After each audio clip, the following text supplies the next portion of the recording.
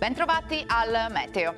La perturbazione abbandona l'Italia. Sul nostro territorio aumenta la pressione atmosferica e avremo una temporanea parentesi di tempo stabile. Vediamo il dettaglio. Sul Veneto la grafica di martedì 23 novembre ci mostra una situazione decisamente buona. Precipitazioni assenti fino al primo mattino, residua nuvolosità, poi schiarite via via più ampie fino a cielo sereno o al massimo velato.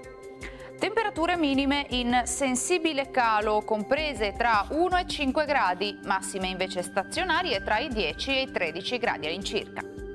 Ci spostiamo ora sul Friuli Venezia Giulia, anche in questo caso avremo qualche addensamento ma sarà del tutto innocuo, sarà infatti il sole a prevalere come vediamo. Temperature minime tra 3 e 6 gradi, massime sui 10-13 gradi.